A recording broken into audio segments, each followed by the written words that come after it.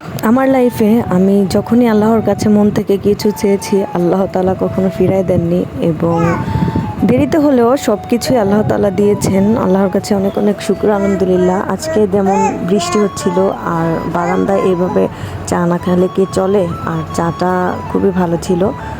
তো চাটা খাচ্ছিলাম আর আগের কথাগুলো নিজের চোখের সামনে ভাসতেছিল। অনেকে ভাবেন যে আমি বাড়ি নিয়ে কত বড়াই করি বা কত ভিডিও করি, এরকম বাসা কাজ শেষ হয় নাই আবার ভিডিও করে ঢং করতেছি। আসলে সবার কাছে এটা ঢং মনে হতে পারে, কিন্তু আমার কাছে এটা ঢং না। আমার কাছে এটা অনেক বড় স্বপ্ন ছিল, অনেক আশা, মানে অনেক কিছু যেটা বলে বোঝাতে পারবো না।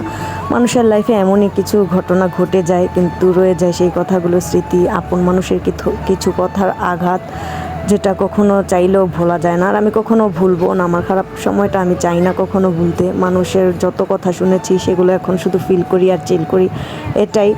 তো এইভাবে চা খেয়ে বৃষ্টি বিলাস করাটা একটা স্বপ্ন ছিল। আর কেউ আমার বারান্দাটা দেখে বইল না যে এরকম বারান্দা মানে নিচে টাইলস করা হয়নি বা গ্রিল লাগানো হয়নি। আমার কাছে এটাই অনেক কিছু। ইনশাল্লাহ বাকি কাজটাও হয়ে যাবে। এভাবে বৃষ্টি দেখে চা খেয়ে ফিল নেওয়াটা একটা স্বপ্নই ছিল বলতে গেলে। একটা সময় বারান্দার জন্য অনেক কথা শুনেছি, মানে যেটা না বলেছি সেটাও শুনেছি। কিছু করার নেই, আমার আল্লাহ সাক্ষী আছে যে আমি কিছু বলিনি, তারপর আমি সেই দোষের নিচেই পড়েছি। সমস্যা নেই, আল্লাহ আছেন। দেখ, আল্লাহ খারাপ করেননি, যা করেছেন আল্লাহ তাআলা ভালোই করেছেন।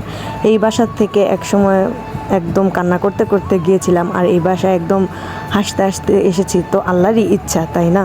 একটা সময় সিঁড়ির ওপরে রান্না করতাম, তো ওই সময়টা আমি ভুলে যাইনি, মনে আছে। সিঁড়ি কোঠার ওপরে রান্না করে সিঁড়ি দিয়ে বেয়ে বেয়ে উঠে নেমে রান্না করাটা যে কতটা কষ্টের, একটা মেয়ে খুব ভালো করেই জানবেন যারা গৃহিণী আছেন। তো আলহামদুলিল্লাহ সেই সময়টা আমি কখনো ভুলবো না। আল্লাহর কাছে অনেক অনেক শুকর আলহামদুলিল্লাহ। এই পর্যন্ত আল্লাহ তাআলা কখনো ঠেকাননি, ইনশাআল্লাহ সামনেটা যেন না ঠেকান, সেটাই আল্লাহর কাছে আশা করি। আলহামদুলিল্লাহ।